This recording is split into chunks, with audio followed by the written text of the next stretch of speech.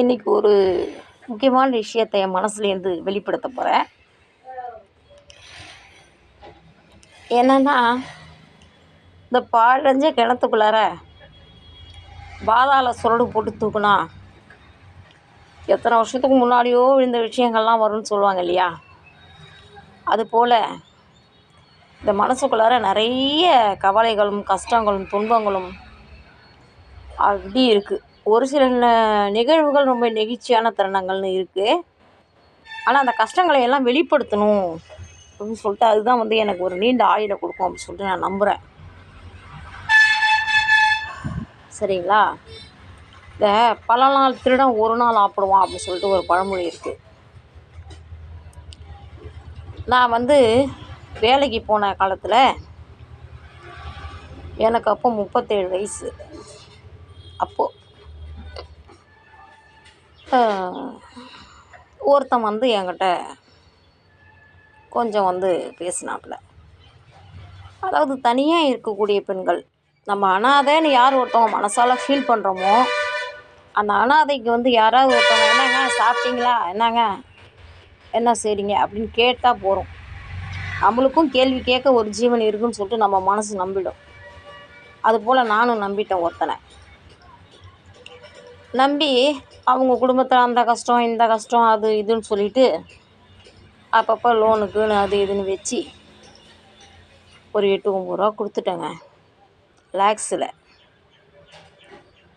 கொடுத்ததுக்கப்புறம் ஒரு நாள் நாங்கள் ஃபோன் பேசிகிட்டு இருக்கிறோம்.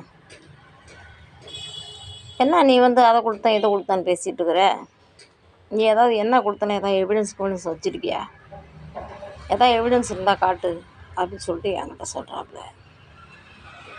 அந்த எவிடன்ஸ் இருந்தால் காட்டுன்னு என்கிட்ட சொல்கிறாப்புல. பார்த்தீங்களா, அந்த விஷயத்த அந்த ஆள் எங்கே நின்று பேசுகிறான்னு சொன்னால் சதுரகிரி மலையிலேருந்து சதுரகிரி மலைக்கு போயிருக்காரு. அங்கேருந்து ஃபோன் பண்ணுறாரு, இங்கே வந்து கிளைமேட் நல்லாயிருக்கு இந்த மாதிரி இருக்குது அப்படின்னு சொல்லிட்டு சொல்லக்குள்ள தான் வந்து என்கிட்ட வாங்கிட்டு நீ பாட்டு ஜாலியாக ஊரை சுற்றிட்டுருக்குற அப்படின்னு நான் கேட்டப்போ தான் நான் கொடுத்தாங்கிற நீ என்ன கொடுத்தா, என்ன எவிடன்ஸ் இருக்குது, நான் பேசிகிட்ருக்கேன், எவிடன்ஸ் இல்லாமல் எந்த விஷயத்தையும் வெளியே பேச முடியாது தெரியுமா அப்படின்னு சொல்லிட்டு கேட்டாப்புல. எங்கே நின்று அந்த வார்த்தையை சொல்கிறேன் அப்படின்னா சதுரகிரி மலையிலேருந்து. சதுரகிரி மலை சிவன் கேட்டுக்கிட்டு இருக்காரு, உன்னை காட்டி கொடுப்பார், வேலையை பார்த்துட்டு வா அப்படின்னு சொல்லிட்டு நான் வச்சுட்டேன். போனேன். ரொம்ப அதுலேருந்து அவாய்ட் பண்ணிக்கிறது. இருந்தாலும் எனக்கு மனசுக்குள்ளார ஒரு குபு குபு குபு குபுன்னு இந்த எரிமலை குழம்புன்னு சொல்லுவாங்க இல்லையா, அது போல் ஏதோ ஒன்று பொங்கிக்கிட்டே இருந்துச்சுங்க. என்ன செய்யறது, நம்ம தனிமையில் இருக்கிறோம். 8 ரூபா 9 ரூபாயை கொடுத்துட்டோம். என்ன எவிடன்ஸ்னு கேட்குறான். என்ன எவிடன்ஸு, ஒன்றும் இல்லையே. மனசாட்சியை கொண்டு நீதிமன்றத்தில் வைக்க முடியுமா? மனசாட்சியை கொண்டு போலீஸில் கூட சொல்ல முடியுமா? மனசாட்சியை தூக்கி ஃப்ரெண்ட்ஸுங்கள்ட்ட காட்ட முடியுமா? ஒன்றும் இல்லையே. மனசாட்சியை வச்சுக்க முடியாதே. மனசாட்சி ஒரு சிறந்த ஆதாரம் மனிதனுக்கு, ஆனால் அதை யாரும் பெற்றுக்கொள்ள முடியாது இல்லையா? பார்த்தாங்க, ஒரு 2 மாதத்தில் அவனுக்கு ஒரு பெரிய பிரச்சனை வந்துச்சுங்க. அவங்க பெரிய கருப்பங்கொல்லியில் 5-6 ஏக்கர் கருப்பங்கொல்லியில் கரும்பு நல்லா பயிர் கொழுத்து நல்லா வளர்ந்துருந்துச்சு. அடுத்த மாதம் வெட்டி ஏற்றுற கரும்புன்னு வச்சுக்கோங்களேன். இந்த மாதம் வந்து பொங்கல்னால் டிசம்பர் மாதம், ஜனவரியில் பொங்கல், டிசம்பர் மாதம் அந்த பெரிய மேலே போகிற கரண்ட் ஒயர் அருந்து விழுந்துங்க. 2 ஒயர் அருந்து விழுந்து ஒன்றோட ஒன்று மூதி நெருப்பு பற்றி 4 ஏக்கர் கொள்ள திவாலை ஃபுல்லாக எரிஞ்சு நாசமாயிடுச்சு. நைட்டில் காலையில் ஃபோன் பண்ணுறோம், மேடம் இந்த மாதிரி எனக்கு கொஞ்சம் வேணுங்க மேடம், எனக்கு அவசரமாக கொள்ளையெல்லாம் சுத்தம் பண்ணணும், ஏற்றணும், அந்த கரும்பெல்லாம் எடுத்துக்கிறேன்னு சுகர் ஃபேக்ட்ரியில் அப்படின்னு சொன்னால், சரி இனிமேல் நம்ம பணம் கொடுக்கறது முக்கியம் இல்லை, எவிடன்ஸை கிரியேட் பண்ணணும் அப்படின்னு சொல்லிட்டு ஃப்ரெண்ட்ஸ் பார்த்தேன். என்கிட்ட இருக்கிற நகைங்கள்லாம் கொஞ்சம் எடுத்து எல்லா நகையெல்லாம் ஃபோட்டோஸ் எடுத்துக்கிட்டு எந்தெந்த நகைக்கெல்லாம் பில்லு இருக்குது அந்தந்த நகையெல்லாம் எடுத்து அதை ஒரு ரெடி பண்ணி ஒரு 25 பவுனை கொண்டு கொடுத்தேன்.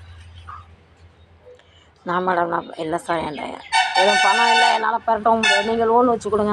என்னால் நடக்க முடியாது சார், உடம்பு சரியில்லை, மனசளவில் ரொம்ப கஷ்டமாக இருக்கேன். சரி அவங்களே லோன் வச்சாங்க. லோன் வச்சுட்டு மறுநாள் வந்து மேடம் நேற்று லோன் வச்சுட்டேன் மேடம், பாருங்க சீட்டுன்னு சொன்னான். சிக்கனியான்னு கேட்டேன். அப்படின்னா என்ன மேடம் அப்படின்னா, எல்லாம் ஏன் நகை, இதுக்கெல்லாம் பில்லு நான் வச்சுருக்கேன், ஃபோட்டோஸ் வச்சுருக்கேன், நான் நகை போட்டுக்கிட்டு இருந்த ஃபோட்டோஸ் வச்சுருக்கேன், இப்போ நான் அவன் மேலே திருட்டு கேஸ் கொடுப்பேன் அப்படின்னு சொல்லி அப்போ தான் நான் வாங்கினேன் அப்படின்றத அவன் முத ஒத்துக்க வச்சான். அவனை ஒரு திருடனை பிடிக்கிறதுக்கு ஒரு திருடு கொடுத்தவங்க எம்மான்லாம் போராட வேண்டியிருக்கு பாருங்கள். 8 வருஷமாக கோர்ட்டில் கேஸ் இருக்குதுங்க. இப்போ தான் போன வாரம் தான் இல்லை மேடம் எனக்கு ஏதாவது செய்யுங்க, ஏதாவது வழிவகை பண்ணுங்கள், வழக்குலேருந்து என்னை விடுவிச்சு விடுங்கன்னு போன வாரம் தான். 8 வருஷமாக இருக்குது கேஸு. இப்போ ஜட்ஜ்மெண்ட் ஸ்டேஜ். நானும் ஆஜராகிட்டாச்சு, எல்லாம் ஆஜராகிட்டாச்சு, சாட்சிகள்லாம் 3-4 பேர் செத்துட்டாங்க. ஆனால் எவிடன்ஸ் பக்காவாக இருக்குன்ட்டு ஜட்ஜ்மெண்ட் ஸ்டேஜ்னு போன வாரம் உட்காந்து கெஞ்சுறாங்கன்னு வச்சுக்கோங்களேன். அது வேறு விஷயம்.